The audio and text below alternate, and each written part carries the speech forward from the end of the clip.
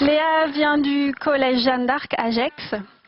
Elle est là avec un grand nombre de supporters et elle est franco-colombienne et elle est un peu comme Chris très engagée aussi dans la vie associative. Léa, c'est à toi. Bonjour. J'ai été choisie par mon école pour m'exprimer aujourd'hui devant vous sur le sujet de la paix, un sujet qui me tient particulièrement à cœur. Je me fais en ce jour porte-parole de tous mes camarades du collège Jeanne d'Arc à Gex. Je m'appelle Léa Narjou et j'ai 14 ans. J'ai fait un rêve merveilleux. Aux quatre coins de notre planète, il n'y avait que paix et amour. Des Européens, Asiatiques, Africains, des Juifs, chrétiens et musulmans vivaient en paix avec eux-mêmes et en paix avec les autres. Il n'y avait ni guerre ni conflit. Les ethnies, les peuples s'imaginaient un avenir commun et étaient prêts à présent à laisser leurs différends de côté pour avancer main dans la main. Le monde avait pris un nouveau souffle. Puis, je me suis réveillée.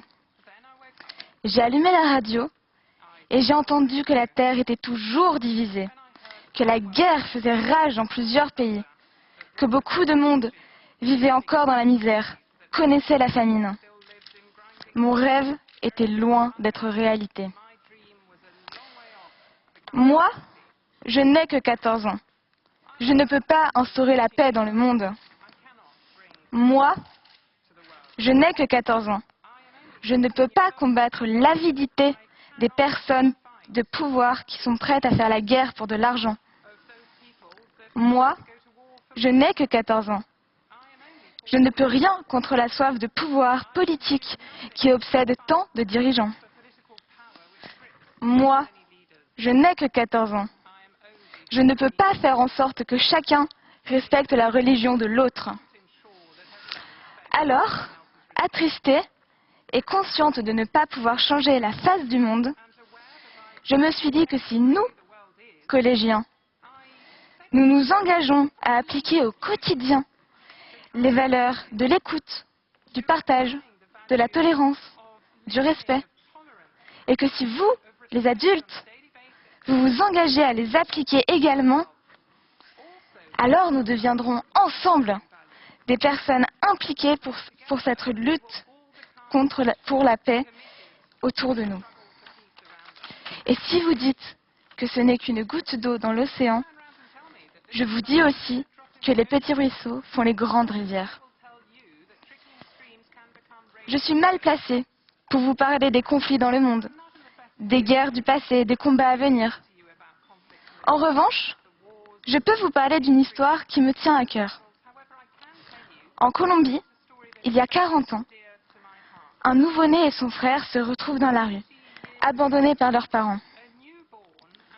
En les entendant pleurer, une femme les trouve et les emmène chez elle, bien qu'elle ait déjà 7 enfants et qu'elle vive dans une extrême pauvreté.